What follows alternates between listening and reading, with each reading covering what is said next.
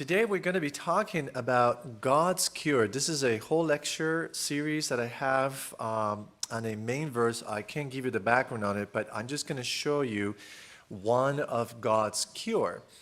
So in this lecture series, you will find out that God's cure comes from His Word. And in His Word, He talks to us about our intentions. Our key verse here is Proverbs 15:4, and it says, a wholesome tongue is what? The tree of life. But perverseness, there is a breach in the spirit. The ERV version, this is the easy to read version, mostly used in those who are convalescent, says, kind words are like a life-given tree, but what words? Lying words would do what? Crush your spirit. Have any of you had an accident where you came down and crushed something? Yeah? That felt really good, right? And you're like, let's do that again. No, that's not what you want to do. But we're talking about words, not the accident. Words could have the same effect on people, or the opposite could also be true. So today, focusing on the positive things, I want to share with you the clinical evidence that there is of the effect of kind words. Kind words. So we're told here that the effect of kind words can go a long way. If you are injured and a physician talks to you kindly, it could actually speed up your recovery. Isn't that something? So we're taught here that a study done in Stanford University demonstrated that kind and encouraging words from a doctor can actually reduce what? The patient's recovery time. So this is incredible because these are kind words, no intervention, just kind words that were spoken with this physician, versus the other group. We're also told by neuroscience that when we are able to conscientiously identify and articulate the emotions using specific terms rather than generalizations, such as things that are sad or anxious or confused, it can lead to a decrease in the amygdala response. Okay, I'm going to skip you all the AP area. But of course, this comes from Psychology Today, which obviously is a medical paper.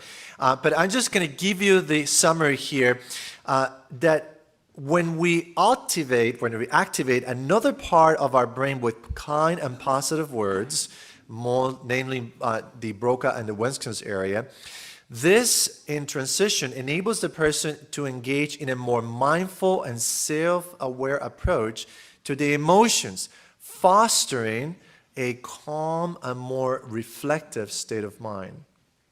In other words, instead of having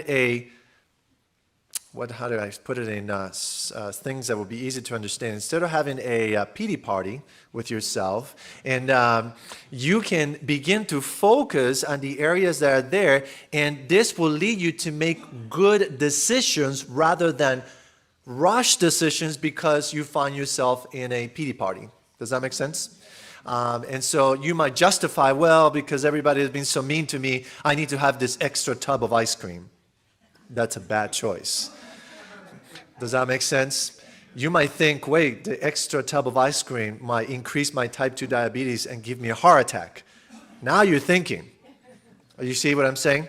And so depending on how you deal with this, if you're more specific, and specifically the whole paper talks about the use of kind words and positive, it is very important, because if not, it will be like crushing your spirit, as we're told in the Bible.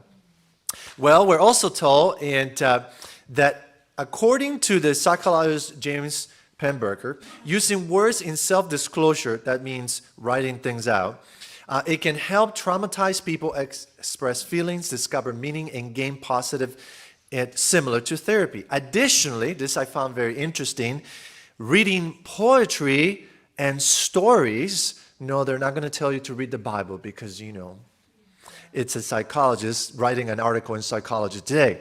But anyway, this is as close as you can get in this context. Reading poetry and story can be therapeutic, fostering mindfulness. This means the ability for you to truly understand where you are and think things through, and empathy. Isn't that incredible? You know, when we focus on positive words that you find in the Bible, do we have poetry in the Bible? Of course, the entire book of Psalms is all poetry, right? Do we find stories in the Bible? Oh man, the 66 books are full of stories. Are you following what God is trying to say? Even in modern psychology and mainstream medicine today, they're finding the same things. But just before you thought it was all over, here are the impacts of your health for positive words. It can reduce aches and pains.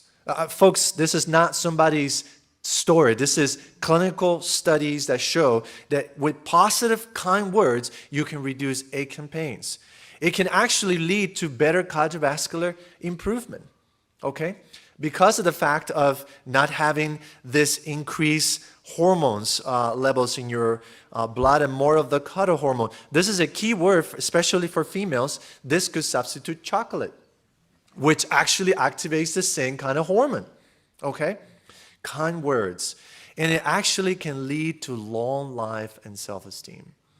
You know, as we speak these kind words, God wants us to realize that He has something better for you. For indeed He said, I have come that you might have life and have it, how much?